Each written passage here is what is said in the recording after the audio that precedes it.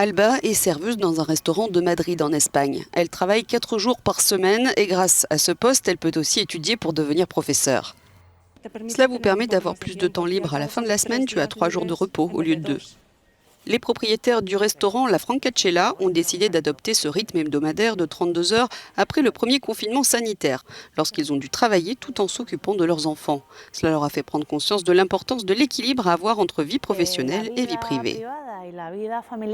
La vie privée et la vie familiale font aussi partie de l'économie. Il faut aussi en prendre soin et nous devons la mettre en avant. En réorganisant les horaires et en introduisant de simples améliorations technologiques comme la prise de commande via WhatsApp, Alba fait désormais son travail en moins d'heures et sans voir son salaire diminuer. Nous sommes désormais une entreprise beaucoup plus efficace grâce à l'objectif que nous nous sommes fixé d'adopter la semaine de 4 jours. Cela nous a obligés à nous repenser.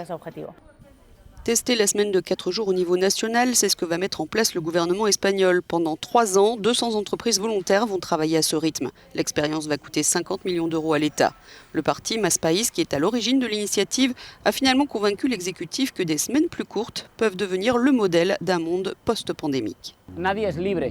Personne n'est un homme libre s'il ne possède pas son propre temps et nous n'avons de temps pour rien. Nous vivons une vie stressante qui consiste à aller de la maison au travail, du travail à la maison et à répondre à nos besoins pendant le week-end. Nous finissons épuisés et on recommence le lundi. Ce n'est pas ça la vie.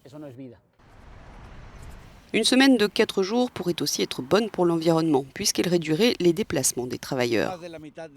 Plus de la moitié des travailleurs espagnols travaillent aujourd'hui plus de 40 heures par semaine, et certains disent que le gouvernement devrait d'abord s'assurer que personne ne travaille plus de 8 heures par jour, 5 fois par semaine, avant de passer à des horaires hebdomadaires encore plus courts. La pandémie de Covid-19 a engendré le développement du travail à la maison qui permet une plus grande flexibilité dans l'emploi du temps quotidien des gens. Mais les experts mettent en garde contre ce fait. Le télétravail peut conduire à des débordements d'heures supplémentaires. Vous devez pointer au bureau mais aussi en ligne, vous éteignez et c'est tout. Il faut se déconnecter pour avoir une vie après le travail. Si l'expérience pilote s'avère concluante, l'Espagne pourrait devenir l'un des premiers pays au monde à adopter la semaine de 4 jours.